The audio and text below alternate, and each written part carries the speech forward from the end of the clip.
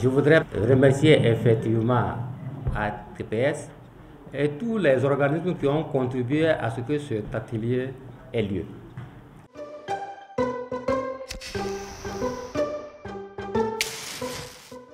The objective of this workshop is for us to work with the councils in each of the 6 participating countries of Burkina Faso, Côte d'Ivoire, Ghana, Nigeria, Senegal, and Sierra Leone to validate what we have done in the preliminary stage of the research.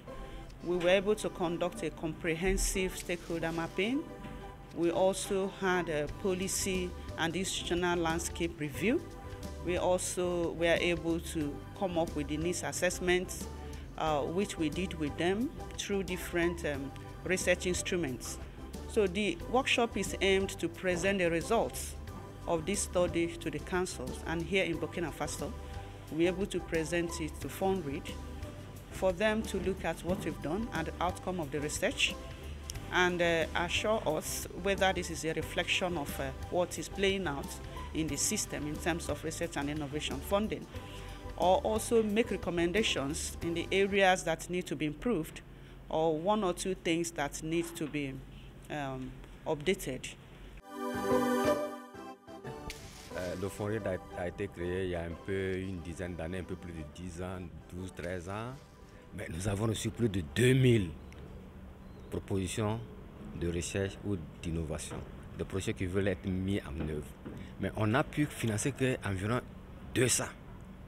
Ça veut dire que le besoin est énorme, le potentiel est là, mais ce qui nous manque, pourquoi nous n'avons pas pu financer les 2000, c'est parce qu'il n'y a pas le financement. Nous sommes principalement financés par l'État, c'est l'État qui nous accorde une subvention. Et vous savez que l'État a des priorités. Bien sûr, l'État a pris ça comme un volet important qu'il finance, mais l'État seul ne peut rien, ne peut pas faire. Et c'est en cela que le travail que nous sommes en train de faire aujourd'hui va nous permettre, en plus de ce que l'État nous donne, est-ce que nous pouvons développer des initiatives, nous pouvons renforcer nos capacités, nous pouvons établir d'autres partenariats pour accroître les ressources financières et financer le maximum de projets. Il s'agit là de d'abord valider les résultats du travail préliminaire qui a été mené, travail dans lequel la cartographie se rapportant à la recherche a été réalisée. Et maintenant, on identifie des besoins de formation. Donc, il est revenu aux participants d'identifier les besoins prioritaires. Donc, par exemple, 18 besoins prioritaires ont été identifiés par l'équipe, mais nous, participants, avons retenu 6 pour nous qui paraissent beaucoup plus intéressants puisqu'on ne peut pas tout faire à la fois. Donc, à travers ces formations, le FONREAD, mais pas seulement les agents du FONREAD, mais les autres participants, comme moi provenant d'une autre structure, pourraient éventuellement bénéficier de ces formations et nous allons être outillés sur comment davantage mobiliser les ressources parce que ce que l'État donne, c'est vraiment pas suffisant. Par exemple, au niveau de la filière karité, il y a beaucoup de défis. Et les défis liés, par exemple, à la productivité des arbres, vous êtes peut-être sans ignorer que 8 arbres sur 10 sont attaqués par les tampilantus qui empêchent en fait les arbres de karité de donner au maximum en fait de leur production. Ça, par exemple, c'est un défi que la recherche pourra, si effectivement ils ont les moyens, pour trouver en fait des solutions pour que nous puissions produire davantage, transformer davantage. Non seulement ça va apporter non seulement des emplois au niveau du pays, mais également ça pourra amener en fait des devises supplémentaires en termes d'exportation.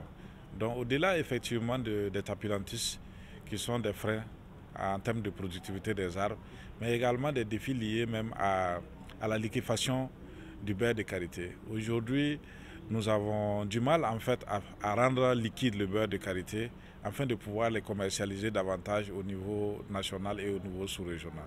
Donc la recherche pourra également nous aider à relever en fait ces défis.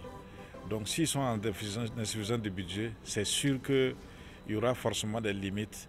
Donc du coup, au-delà des fonds publics, donc les privés doivent s'intéresser éventuellement à trouver des mécanismes pour pouvoir apporter un plus en termes de budget de financement?